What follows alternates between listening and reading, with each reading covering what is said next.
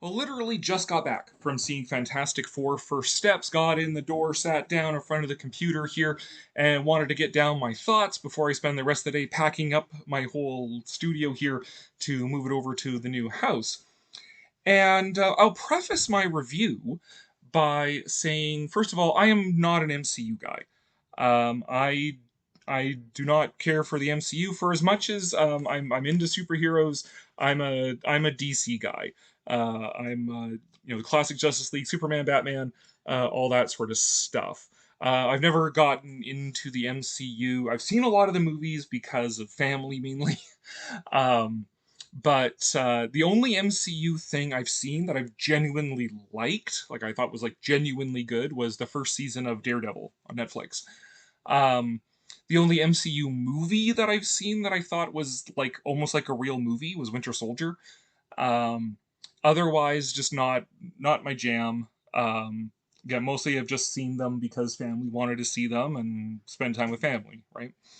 Um, some of them I've downright disliked, like Endgame. No, not Endgame.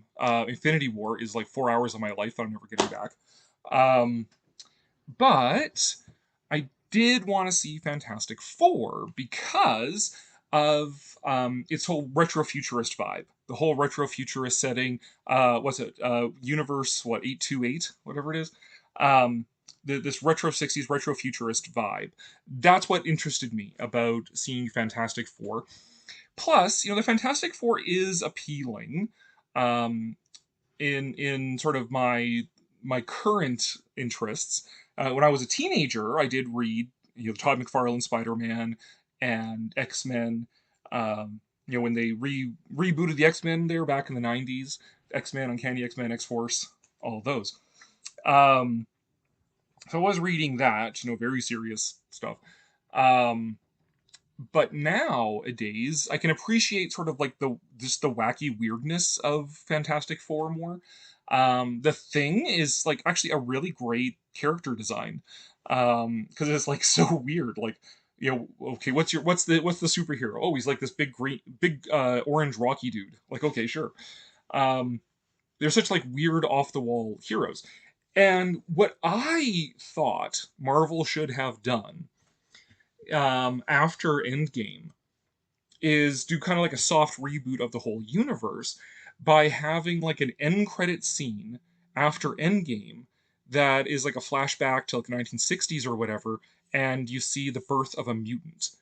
And then they could have spent the next wave introducing mutants into the MCU. So you could have had, instead of like the WandaVision TV show, you could have had like Vision the Scarlet Witch movie where they introduce Magneto and find out that actually the Infinity Stone didn't make Scarlet Witch have superpowers, it just unlocked her mutant powers.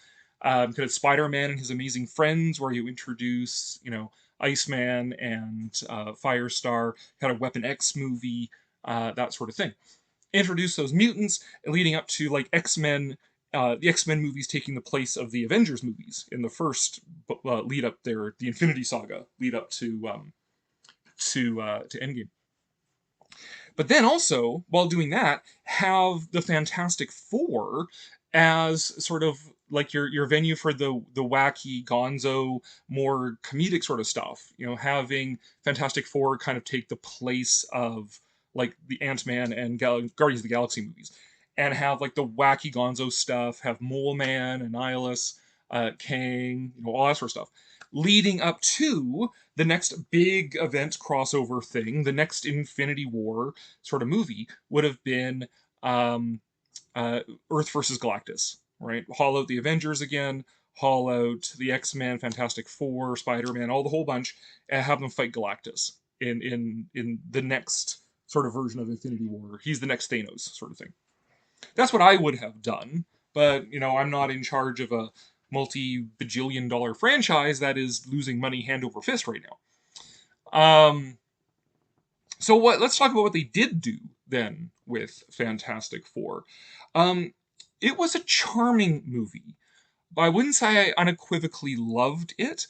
Like I really enjoyed Superman, right? Like Superman was great. I really enjoyed that movie. It wasn't especially deep yet, touched on these themes of identity and belonging, but it wasn't like this deconstruction of superheroes or anything. It was just like a fun, almost episodic sort of movie about Superman. Like you could see it being an episode of a TV series kind of thing. And it was just a lot of fun. It was just wacky and fun, and had comedy and had hearts, and it was just a nice thing. I will say that Fantastic Four was charming, but I didn't unequivocally love it. Um, so first, the good stuff. The setting was great. Loved the setting. Loved the retro graphics. Loved all of that stuff, and that's exactly what made me interested in it. Was the retro setting and sort of by extension, then the fact that it takes place in an alternate universe, the 828 universe instead of the 616 universe. Um, this alternate universe of this retro 60s retro futurism sort of vibe. Um, which had the added benefit that it wasn't like one of these MCU movies where you had to do 10 years of research and watch a back catalog, dozens of movies to understand what the hell is going on. Um, you could just go into Fantastic Four and just watch Fantastic Four. The only part where they sort of crap the bed in that regards, it was the mid credit sequence there with Doctor Doom and how the Fantastic Four will return in Avengers Doomsday. Um, it's like I don't want Avengers Doomsday. I want to see more movies in this universe. I would, despite my misgivings that I'll talk about here, I would totally watch another Fantastic Four movie set in this universe, the 828 universe. Um, I mean, what's left? They already, they already fought Galactus, so there you go. Um, but I would watch another Fantastic Four movie set in that universe, the 828 universe. I am not at all interested in Avengers Doomsday. Um, I mean, Doom is a great villain because even as a villain, he's gotten less villainous and become more just sort of like your all around Ubermensch sort of guy. Like he just doesn't he's not beholden to common people's sense of morality, right? Um, I would have loved Doom in the MCU as sort of like an anti Black Panther, Latveria as like an anti Wakanda. It's another technologically advanced civilization, but it's under the heel of this dictatorial character. Um, but in the comics, he's evolved into just being this mind beyond whose goals and stuff are beyond human comprehension. I loved it when he took the absolute piss out of Professor X and the whole Krakoa storyline, um, where they turned the X-Men into mutant supremacist villains. And also pod people, soulless pod people who are racial supremacist villains. Like modern X-Men has betrayed absolutely everything that X-Men was when I read it and what I enjoyed about it. Where I related to it and its vision of sort of racial harmony and diversity and stuff, they have completely crapped all over that because modern progressivism, despite its sort of pretenses of it's just about civil rights and stuff, is not. It's a doctrine of sort of racial categorization and and racial supremacy, the supremacy of the marginalized and whatever. So the X-Men Krakoa storyline fell hook, line, and sinker into that. So the X-Men align with a whole bunch of villains and become soulless pod people, and Doom calls them out on their bullshit. And I love that. That was like the best thing to come out of the whole Krakoa storyline. Was Doctor Doom calling out the X-Men on their bullshit. Anyways, so in the MCU, I would have liked to have seen Doctor Doom as the sort of like anti-Black Panther, Latveria as an anti-Wakanda. But we're not going to get that. We're getting Doctor Doom as just like an alternate universe Tony Stark, or whatever. um, so it's like okay, so we're Doomsday, Avengers, whatever. The Fantastic Four is coming into the 616, the main MCU. Not interested in that, and could not care less. I wish there would be more movies set in this universe. And they could do with that what I would have done with Fantastic Four to begin with, which is have that be like the wacky, fun Gonzo adventures, um, fighting the cadre of like the weirdest, wackiest, and most Gonzo Marvel villains. But yeah. Anyways, so that's what I would have liked to have them do. But in the meantime, that's all just a testament to the fact that I really love the setting. I love the setting. Um, I really felt like the classic Marvel Stan Lee, Jack Kirby vibes coming out in that. And of all the characters, the one that I was the most unequivocally um, sort of pleased by was the Thing. Again, great character design, and they nailed it in this. Thing's a difficult character to communicate into a live action CGI animated thing. Um, but I think they nailed it. He looks just like the comics. His, they didn't make him as gruff as he's usually portrayed. He's much warmer than he's usually portrayed in media, and he has a personality besides being like, oh, this sucks. I'm the Thing. Um, he's a good cook. He likes to go down to Yancey Street and mac on the school teachers and that sort of thing. And I like that. I liked him being a little more soft spoken, um, and having a personality, and not just racked with angst over what Reed did to him. Right? He actually he forgives Reed. Like, you didn't know what was going to happen. It's okay. Um, I liked all that. I liked the Thing's characterization. That was great. Um, and again, the setting was great. I like the introductory sequence there where they sort of quickly recap the origin, but um, don't give us another origin story, and throwing in the Mole Man and the Super Apes and all that sort of stuff. Mole Man, I didn't really care for the actor they got for that. Maybe it's 'cause I'm just so used to Mole Man, and this would have been the opportunity to not do Mole Man realistically, but to do him as a short little guy in a green leotard, the big nose and the slicked black hair, and make him a wacky Gonzo villain. But I like what they did with the character, in that they just alluded to their fight with him, but they didn't bother to show it, because the important part was then um, that he respected Sue and did what she asked in helping in his way with the fight with Galactus.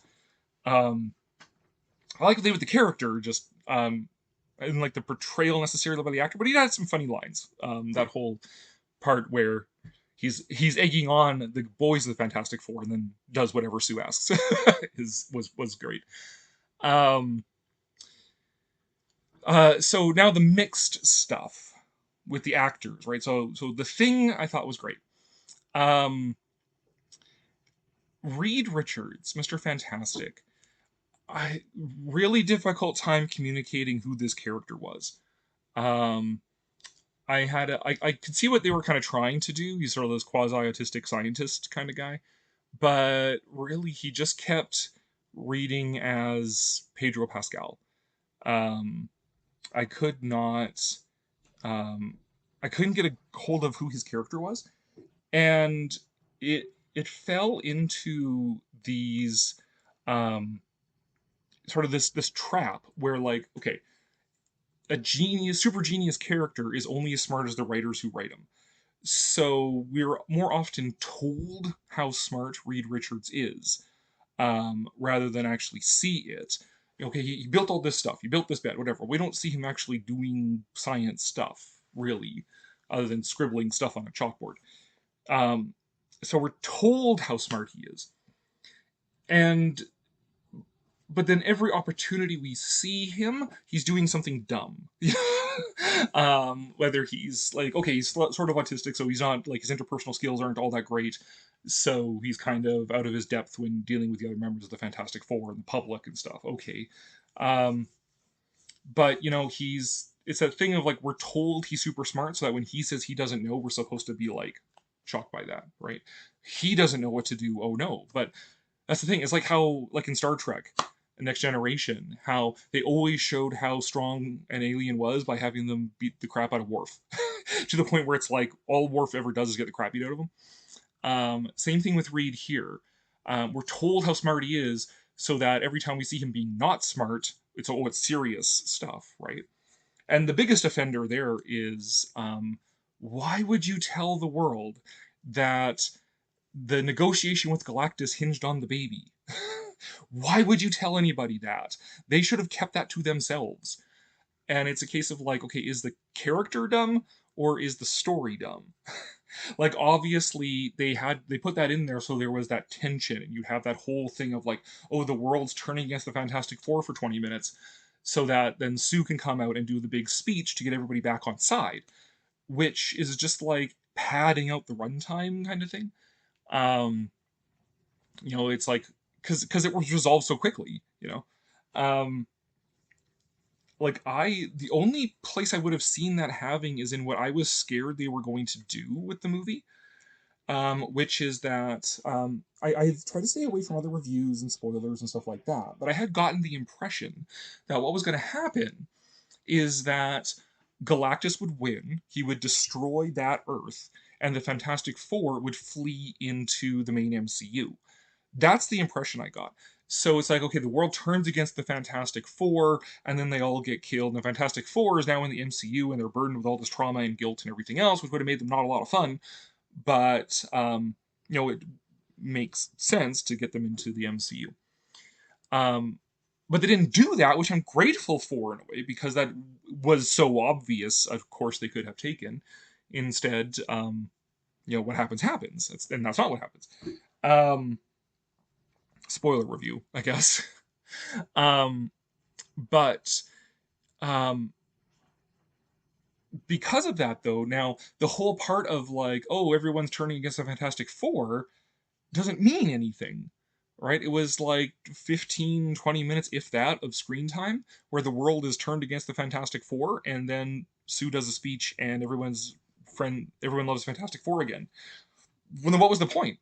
And if there's no point to that story beat other than to pad out the runtime and add a little dramatic tension for no reason, then why would Reed tell anybody about like Galactus wanted the child? We didn't give it to him. Everyone's mad about the child. Well, it's like, why did you tell them at all about that? Like, just keep that part to yourselves, guys. It's okay. Just say like, yeah, we met Galactus and we didn't defeat him. We tried to talk with him and we couldn't save the Earth through negotiation.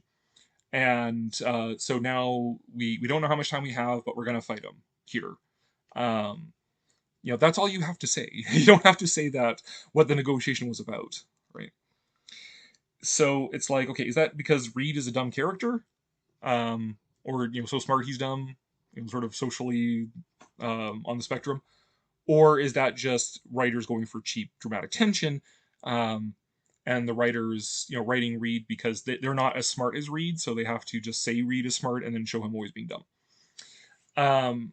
Yeah, I probably would have preferred John Krasinski as Mr. Fantastic. He already did the cameo, and apparently that was just the one-time thing in the second or whatever Doctor Strange movie. But I think he would have just been better overall as Mr. Fantastic. I think because we know him from such a defined role as uh, what can I suddenly remember his name? But The Office, from The Office, right? Jim from The Office. That him playing anybody else would just automatically be different. Whereas Pedro Pascal is just sort of Pedro Pascal at this point. So there's that. Sue was fine. I liked her. I liked that she had something to do. She was the negotiator. Um, she was she was the antithesis of the strong female character of today, which I really actually appreciated. So this is another positive, right? Positive, negative, positive, right? um, um, she because she is confident, strong, intelligent, able, but she's not cutting down the men around her. She's um, she's just being herself. She's maternal. Um, she saves the day in the end, for the most part, because of her maternal love for her son. Um, she's able to focus that into fighting Galactus. Um, like that was great, and she her greatness didn't come at the expense of anybody else. They just built her up to be a great character, to be a strong character, to be equal and complementary to Reed.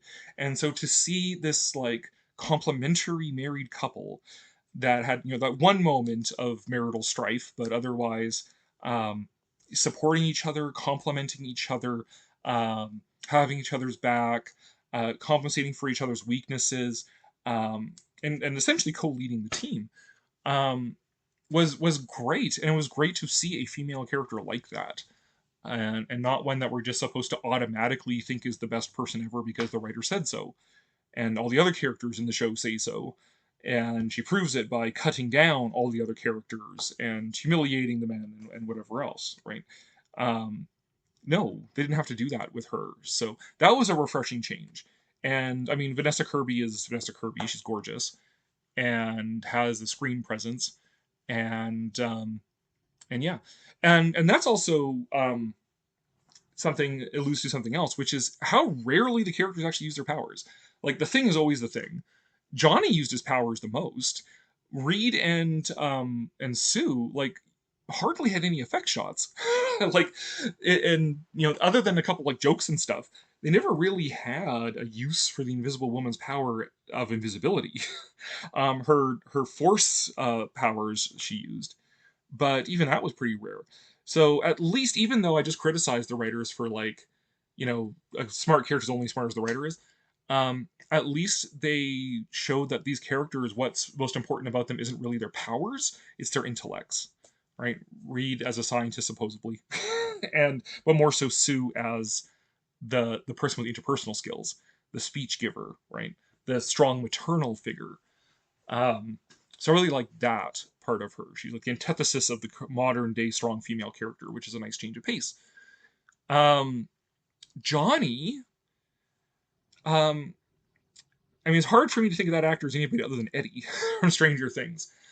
Um, he was so boyish. I could understand how the other characters wouldn't treat him seriously, but I liked that they gave him something to do in that him decoding the Zenla language. And this is where at least the gender swap for the Silver Surfer paid off. Like you could say, oh, it's like this another aimless gender swap, which for the most part it was. But at least that gave an in for Johnny to have something to do.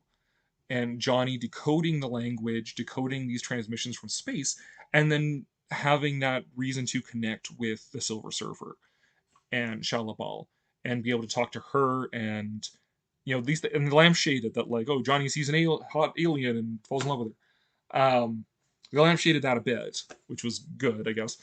Um, but at least yeah, it gave him something to do, and the fact that he tried to negotiate with her, which then led to her role in the conclusion. So that was good too. I generally like what they did with Johnny. He's a little annoying at times, but and very boyish, very very boyish.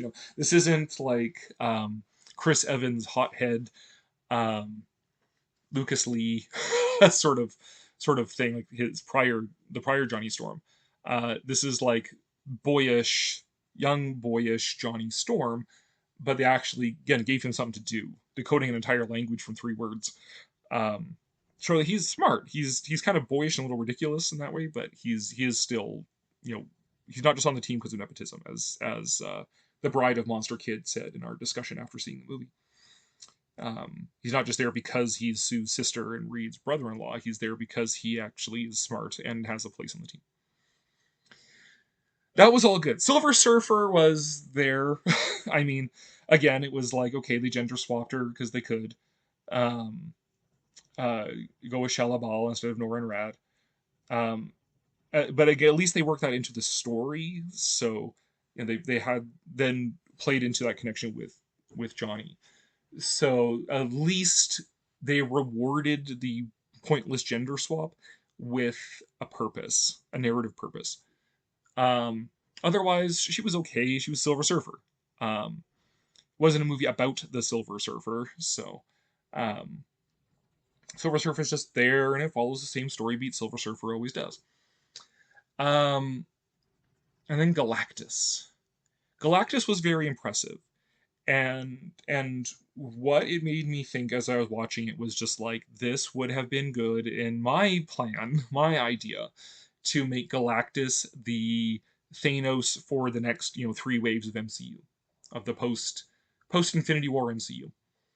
It would have been cool to see all the heroes fighting Galactus. Get Doctor Strange in there, and get what's left of the Avengers in there, and get the X-Men in there, and have them all fighting Galactus.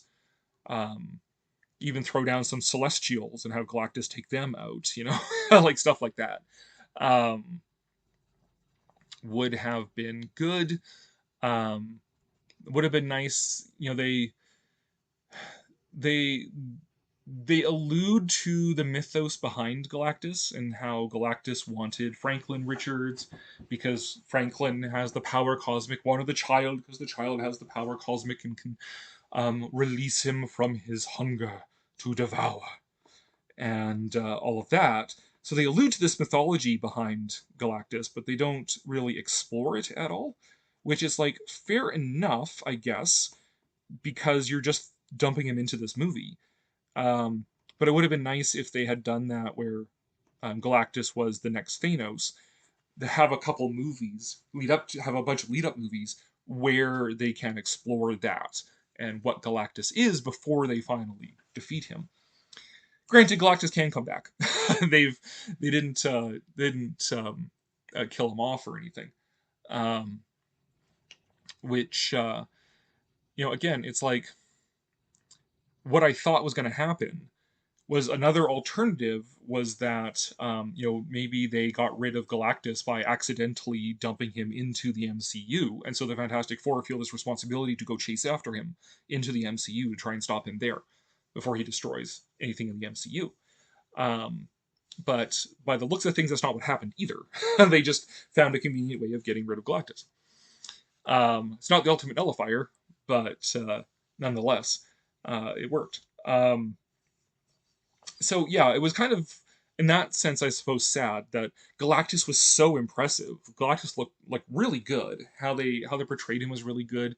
This sense of like awesome power and size and stuff like that was really good.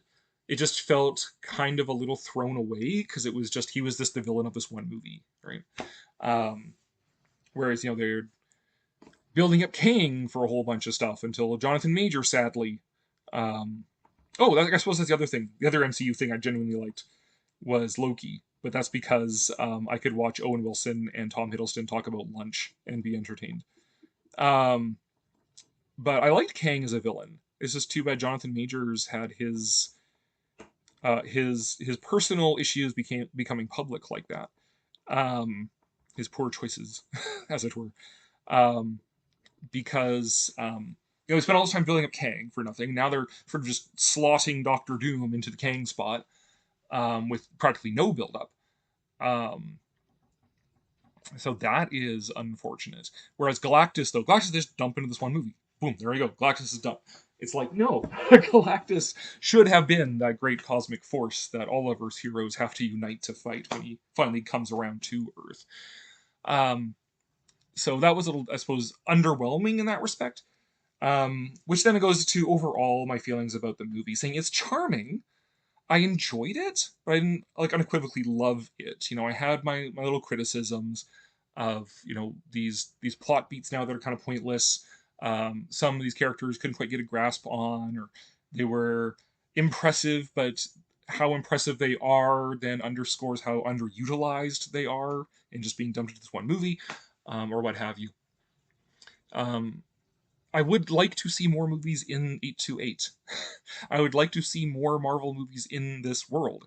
I have a parallel MCU of Fantastic Four, and then other like 60s heroes that have been kind of forgotten or whatever that would fit into that setting of like wacky gonzo, like retro-futurist 60s stuff. Also, something I picked up that I enjoyed. Great soundtrack, and I loved the illusion there. They used the monorail song the World on Wheels from Disneyland, and from the they're when Reed is and Herbie are going about baby proofing the Baxter Building and the world and stuff. That song is from Disney, from Tomorrowland, the 1964-65 New York World's Fair. I got the reference, and I laughed, I clapped when I heard it. Um, that was cute because it's like that perfect 60s retro futurist sort of music. Um, love the setting, love the retro futurist setting. Would love to see more of it. But yeah, the next time the Fantastic Four are going to appear, it's going to be dumped into Avengers Doomsday.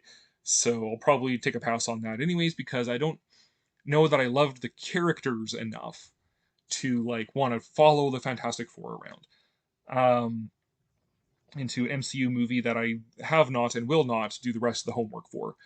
Um, no interest in seeing Thunderbolts or anything else. Um, saw Loki, that was fine. Watched Loki, but again, I could I could watch Tom Hiddleston and Owen Wilson talking about lunch. Um, yeah, I guess that's it. And so in comparison here, at Superhero Summer, right, we got Superman and Fantastic Four. I would say Superman was the more fun movie. I had more fun watching Superman and seeing this new mythos for Superman. Um, had more fun with that. It was more funny and whatnot. Um, Fantastic Four, I would say, was charming, but I didn't quite have as much fun, and I didn't quite enjoy it as unequivocally as I enjoyed Superman. Yeah, that's pretty much it. It was fine, like the setting, it was okay. I'm glad it wasn't like super tied into the MCU, so I didn't have to do any homework. Um, I enjoy that setting for Fantastic Four, the wacky Gonzo retrofuturist setting, and I guess that'll be kind of this little just weird one-off thing that I like in the MCU. Another weird one-off thing along with Loki and Daredevil. Um, and that's fine, and I don't feel the need to go get all the merchandise and everything else. It was just a charming movie. I like the retrofuturist thing, and it can be slotted in beside like what else? Your Sky Captain and Rocketeer and stuff like that. It's sort of this fun retro sci-fi sort of story.